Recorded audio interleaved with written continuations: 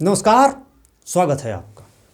5 राज्यों में होने वाले विधानसभा चुनाव से पहले कांग्रेस के लिए एक और मुसीबत खड़ी हो गई और ये मुसीबत उत्तराखंड के अंदर खड़ी हुई है।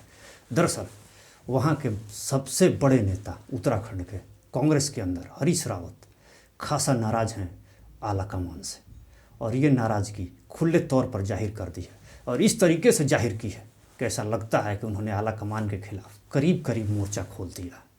दरअसल आज नाराज़गी भरे अंदाज में उन्होंने एक के बाद एक कई ट्वीट किए। अकाउंट पर जो ट्वीट किए हैं उन्होंने, उस ट्वीट में बहुत ही ज़बरदस्त तरीके से नाराज़गी उन्होंने दर्शाई है आलाकमान के खिलाफ। उन्होंने मैसेज में लिखा क्या है, ज़रा उस पर गौर कीजिए। उन्होंने लिखा कि जिनके इशारे पर काम करना है उनके नुमाइंदे हाथ पांव बांध रहे हैं। अब समझ में नहीं आता कि क्या करें। मन में आता है कि हरीश रावत अब बहुत हो गया, अब छोड़ दें राजनीति। तो क्या लगता है, हरीश रावत राजनीति छोड़ेंगे? दरअसल उन्होंने एक और ट्वीट किया, उसमें लिखा कि बड़ी ऊहापोह की स्थिति में हूँ, समझ में नहीं आ रहा कि क्या करूँ। हो सकता है कि अगले साल भगवान केदारनाथ कोई दिशा दिखाते, क्योंकि परिस्थिति ऐसी है। उसके अलावा उन्होंने एक संगठन के बारे में भी बड़ा ट्वीट किया और उस गुटबाजी की तरफ इशारा किया कि है ना अजीब बात, जहां संगठन को पूरी तरीके से सहयोग करना चाहिए, एक दूसरे के खिलाफ नकारात्मक माहौल बनाया जा रहा।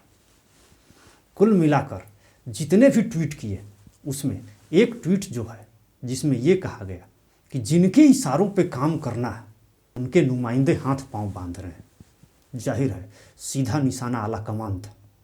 तो कौन लोग हैं जो आलाकमान के इशारे पर हरीश रावत जैसी शख्सियत के हाथ पांव बांध रखें, यानी खुलकर काम करने से रोका जा रहा। अब हरीश रावत को ही खुलकर काम करने से रोका जाएगा तो फिर उत्तराखंड कांग्रेस के अंदर होगा क्या? जिस तरीके से वो चुनाव जीतने का ख्वाब देख रही थी कांग्रेस, स्थिति तो फिर यहाँ पर गड़बड़ा जाएगी। क्योंकि कांग्रेस के पास परिस्थिति ऐसी थी, क्योंकि सत्ता में थी बीजेपी, लिहाजा चाहती तो एंटी इनकम्बेंसी जैसी परिस्थिति का लाभ उठाते हुए यहाँ चुनाव में अभियान छिड़ती तो हो सकता है कि नतीजे शायद कुछ हद तक फेवर में आते। क्योंकि स्थिति ऐसी है कि यहाँ पर निश्चित तौर पर उत्तराखंड की बात करें या फिर पंजाब की बात करें, 2 ही राज्य ऐसे हैं जहाँ पर चुनाव हो रहे हैं। वैसे तो 5 राज्यों में, लेकिन 2 राज्य ऐसे हैं जहाँ पर अच्छा खासा जनाधार है कांग्रेस का। लिहाजा यहाँ पर उम्मीद कर रही थी कांग्रेस, मगर जिस तरीके की गुटबाजी के हालात उसमें परिस्थिति अगर यही रही तो फिर कांग्रेस के लिए जीत दूर की कौड़ी हो सकती है। अब यूँ समझ लीजिए कि हरीश रावत को अभी कांग्रेस कैंपेनिंग कमेटी का अध्यक्ष ही बनाया गया है और उन्हीं के इशारे पर जो प्रीतम सिंह प्रदेश अध्यक्ष हुआ करते थे उनको हटाकर किसी और को अध्यक्ष बनाया गया जो उनके करीबी हैं। लेकिन इतना काफ़ी नहीं हरीश रावत के लिए। हरीश रावत को लगता है कि उन्हें खुलकर काम करने नहीं दिया जा रहा। अब जब खुलकर ही काम करने नहीं दिया जाएगा, गुटबाजी हटेगी नहीं, तो फिर होगा क्या? क्योंकि कांग्रेस के सामने मुसीबत एक नहीं कई है। मसलन आप देख लीजिए, अभी ज़्यादा दिन नहीं हुए जब पंजाब में परिस्थिति ऐसी हुई कि गुटबाजी की वजह से कैप्टन अमरिंदर सिंह को बाहर होना पड़ा, और अब पंजाब कांग्रेस के लिए सबसे बड़ी मुसीबत खुद कैप्टन अमरिंदर सिंह ही बने हुए हैं। और स्थिति ये है कि कांग्रेस से ही वो बदला लेने पर उतारू हैं। अब परिस्थिति इसी प्रकार की अगर यहाँ क्रिएट हो जाए तो फिर कांग्रेस जीत का ख्वाब भला कैसे देखेगी?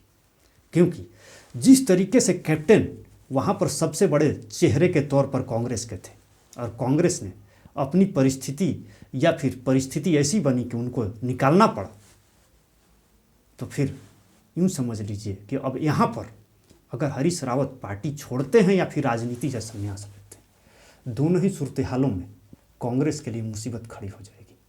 क्योंकि जीत का सपना वो तभी देख सकती है जब हरीश रावत अगुवाई करें, और जो अगुवाई कर रहे हैं तो उनके हाथ पांव रोक दिए जा रहे हैं। तो फिर आलाकमान की स्ट्रेटजी कितनी बेहतरीन है और कितनी मुश्किल भरी है ये हरीश रावत को पता है।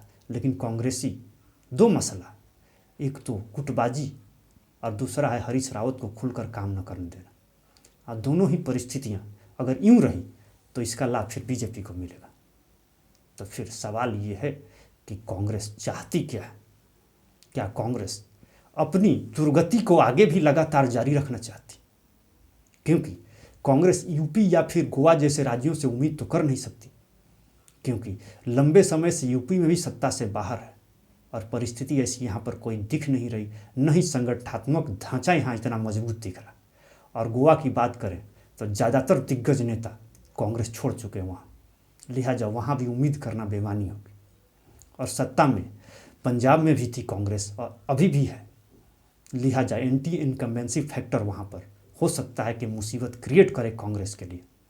लेकिन यहाँ उम्मीदें थी, लेकिन उम्मीदें होने के बावजूद जिस तरह का गुटबाजी का माहौल है और खुलकर काम न करने दिया जा रहा, तो क्या माना जाए कि हरीश रावत ने जो कहा इसका क्या मतलब है? गुटबाजी को खुद कांग्रेस हाईकमान हवा दे रहा, या फिर जीत का जो रास्ता निकालना चाहता? अगर हरीश रावत को साइडलाइन करें तो यूँ समझ लीजिए कि उत्तराखंड के अंदर फिलहाल कोई ऐसा नेता है नहीं जिसकी अगुवाई में चुनाव लड़े और जीत का ख्वाब फिलहाल देख सके कांग्रेस।